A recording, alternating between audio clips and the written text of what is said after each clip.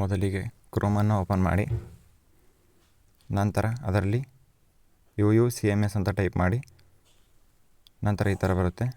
ಇಲ್ಲಿ ನಿಮ್ಮ ರಿಜಿಸ್ಟರ್ ನಂಬರನ್ನು ಎಂಟರ್ ಮಾಡಿ.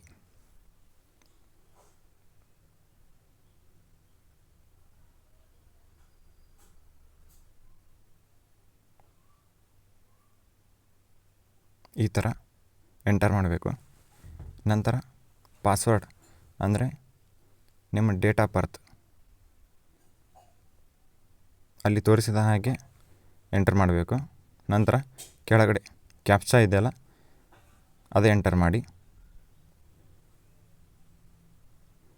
ಇದಕ್ಕಿಂತ ಮೊದಲು ಇಲ್ಲಿ ಕೆಳಗಡೆ ಡೆಸ್ಕ್ಟಾಪ್ ಸೈಟ್ ಅಂತ ಇದೆಯಲ್ಲ, ಅಲ್ಲಿ ಪಾಸ್ಮಾರ್ಕ್ ಆ ಥರ ಆ್ಯಡ್ ಮಾಡಿಕೊಂಡ್ರೆ ನಿಮ್ಗೆ ಮೇಲ್ಗಡೆ ಇರೋ ಥರ ಬರುತ್ತೆ. ಇಲ್ಲಾಂದರೆ ಅದು ಸಣ್ಣದಾಗಿ ಬರುತ್ತೆ. ಈ ಥರ ಕ್ಲಿಯರಾಗಿ ಕಾಣುತ್ತೆ. ನಂತರ ಲಾಗಿನ್ ಮಾಡಿ.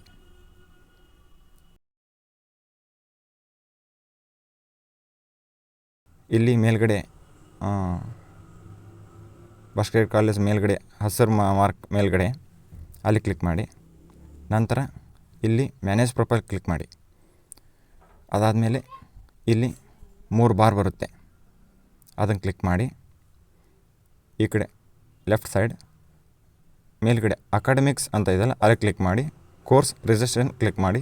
ನಂತರ ಕೋರ್ಸ್ ರಿಜಿಸ್ಟ್ರೇಷನ್ ಇಲ್ಲಿ ಮೊದಲಿಗೆ ಸ್ಕೀಮ್ ಅಂತೆಲ್ಲ ಅಲ್ಲಿ ಸೆಲೆಕ್ಟ್ ಮಾಡಿ REV NEP 2024 ಅಂತ ಟೈಪ್ ಮಾಡಿ ಸೇವ್ ಕೊಡಿ.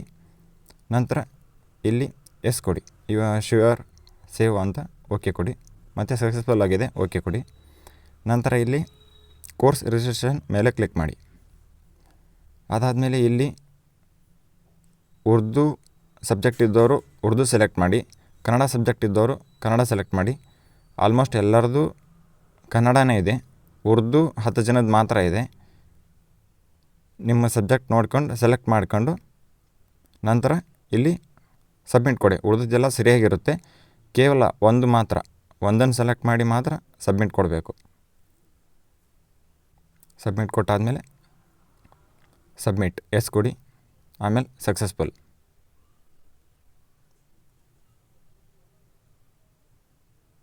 ಇದು BA ಅವ್ರದ್ದು.